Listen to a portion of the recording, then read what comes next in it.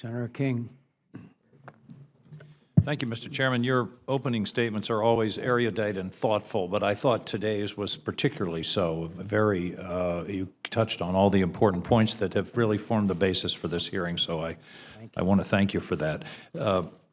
Director Clapper, I think it's important to put some context around some of these discussions.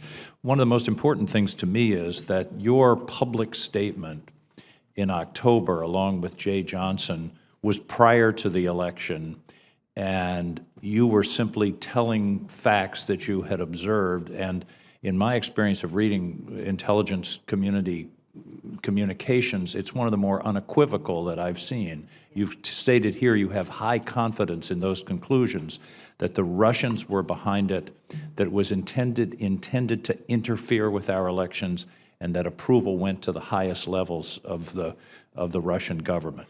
Have you learned anything subsequently that you can tell us here today to contradict those findings that you publicly stated last October? No.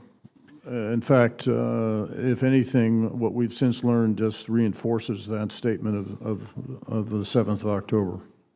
And there was no political intention. You were simply reporting facts as you saw them. I presume that's correct. Your history is one of being non-political.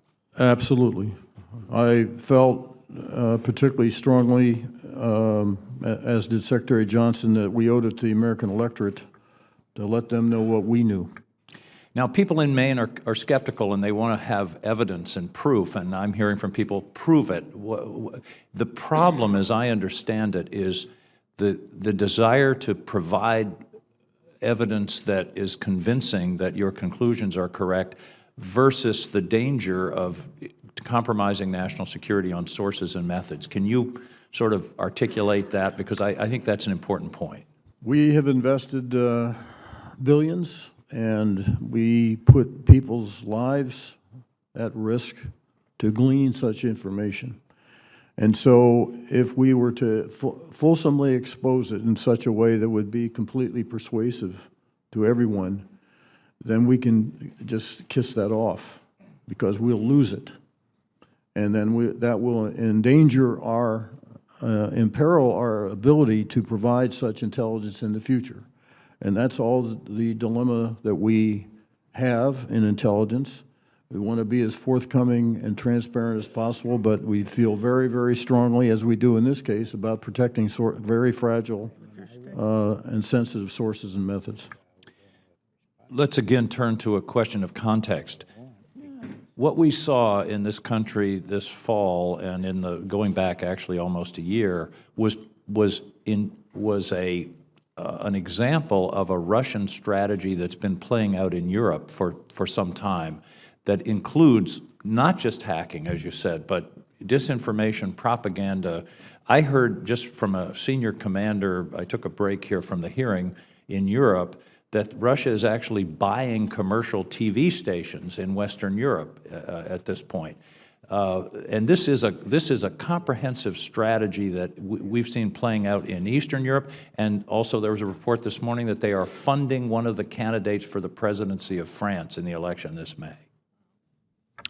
Well, the Russians have a long history of interfering in elections, theirs and other people's. And the difference, and there's a long history in this country of disinformation. This goes back to the 60s, the heyday of the Cold War. Funding that they would share or provide to candidates they supported, the use of disinformation.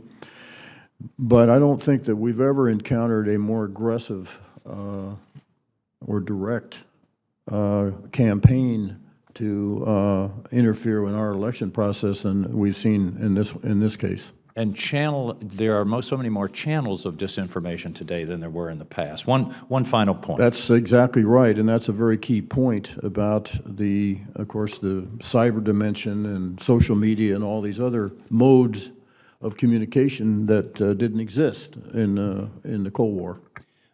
One final point.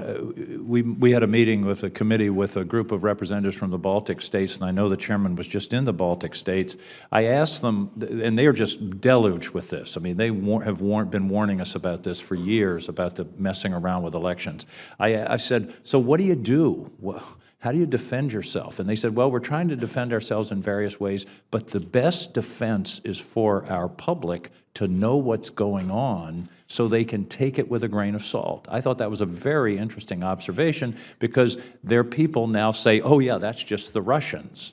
That's why I think public hearings like this and the public discussion of this issue is so important, because we're not going to be able to prevent this altogether. But we need to have our people understand that when they're being manipulated. Would you agree with that conclusion? Absolutely. That's why I felt so strongly about the statement in October. Thank you. Thank you, Mr. Chairman.